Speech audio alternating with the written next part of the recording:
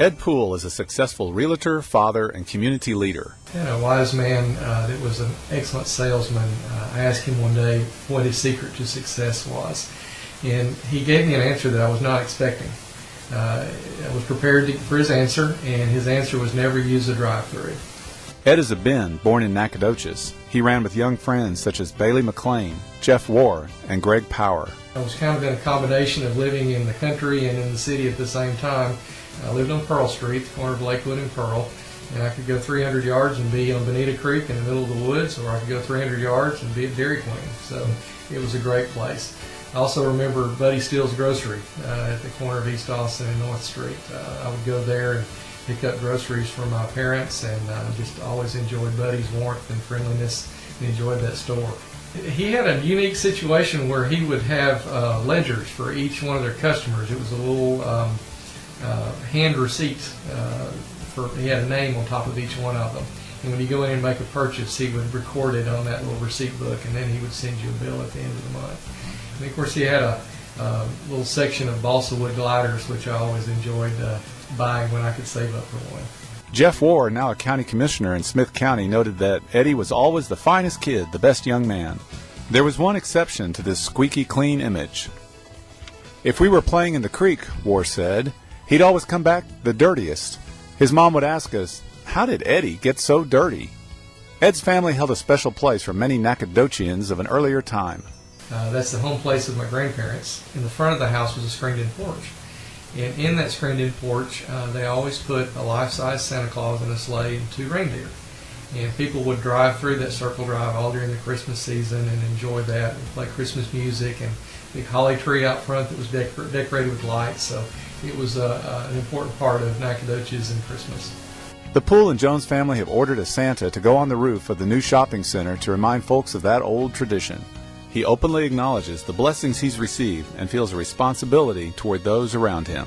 I really enjoy serving and being a part of something that gives back to a community or individual.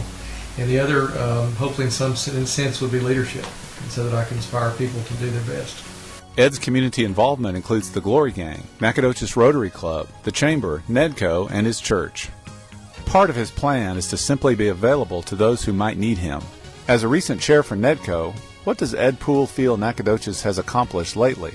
NEDCO was a great experience. One of the things that I'm most proud of is actually being done right now. It's a Career and Technology Center. Construction should begin on that soon. The county will build that out. It will be basically 2 schools in one. The county school districts will use it during the day, and Angelina College will use it in the evening. And so I think it will be a great asset to the community. More recently, he served as the top volunteer for the Nacogdoches Rotary Club. The Lake Nacogdoches Pavilion project. Jimmy Mize and I worked closely on that, and Jimmy is chairman of the Parks Board for Lake Nacogdoches. And we knew that a pavilion needed to be created there, and so we contacted Tim Chauvin, and Tim graciously agreed to enact the Timber Framers Guild of North America to put up that pavilion. And that was done in March, and that facility actually has 3 or 4 phases with it, and it'll continue to grow over the next several years. The other one is the mobile library. We've done that for 2 summers now, and we work in 2 different city parks with the kids 2 days a week, and we're able to check out books to them. About 2,000 books are given out each summer to somewhere around 1,000 children. So very successful and very rewarding. Poole and Mize are also involved with the Glory Gang on Sunday evenings. Ed was leading us in a study of missions and ways that we can do works. And so the Glory Gang was a natural fit. It was local. And so we began, the church did, engage with Glory Gang in the food program, feeding the kids on Sunday nights. But from that, you need more, and it grows to more. So that's where the bus ministry or the bus captain came about. While Ed Poole has never sought the limelight, it is hard to ignore his service before self attitude and lifestyle. The Nacogdoches County Chamber is proud to name Ed Poole as its 2014 Citizen of the Year.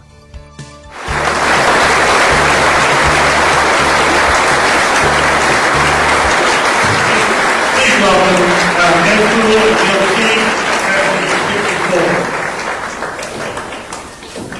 You had some great hairdos in your younger days.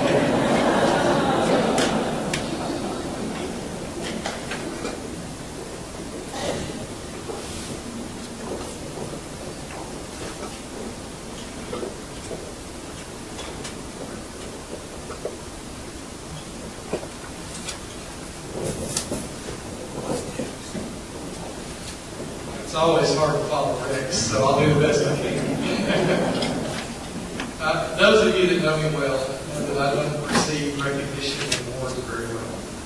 And so as I struggled with receiving this award, a very near and dear friend encouraged me to receive the award and to celebrate with the community. And so I accepted his encouragement and accepted the reward. And it's such an humbling experience to be here today. I think about my parents, my grandmother who are here, who taught me to serve and made me understand my ministry. My wife and my children that sacrificed because sometimes I wasn't at home. My aunt and uncle who were here that worked with me and spent time with us and fun hours together working, and my co-workers who covered for me countless times as I've endeavored yet another project. And my friends who, as I come up with crazy ideas, they never said no. So all those things caused me to be humble and not really feel accepting of this award, because it seems like every project that I've been involved in, every organization that I've been a part of, I've been surrounded by people that were so encouraging and so willing to work. And so I feel like I need to accept this award with everybody, because without that, I didn't do anything by myself. And so it is exciting to see it. Part of my work, I'm able to show people around the community that see Nacogdoches for the first time. And I'll tell you, it's not things and stuff, it's you. It's the people of Nacogdoches that make this town unique. It's you that stands up each day and makes this a better place. You know, I look around the community and I see projects and programs and ministries that are functioning and operating, and they need help. They need people to stand aside and do that work, because of all the things we're celebrating tonight and all the wonderful things we talk about Nacogdoches, there's still so much to be done. So many people to give a hand to, so many people to encourage, so many people to educate. And it excites me to see what our community is doing. And then again, there are projects, programs, and ministries that you have in mind that have not yet happened. And I just encourage you as members of this community, if something touches your heart and is part of something you want to do, do it. There are people that are around you each day, and even right now, that will stand beside you and do that work. Each morning as I rise, I'm reminded of the Scripture as I endeavor to honor my Lord and Savior Jesus Christ in what I do each day, and it's from Luke 12. And in Luke 12 it says very clearly, to those whom much are given, much is required. And I just remind you again, we are given much. Thank you.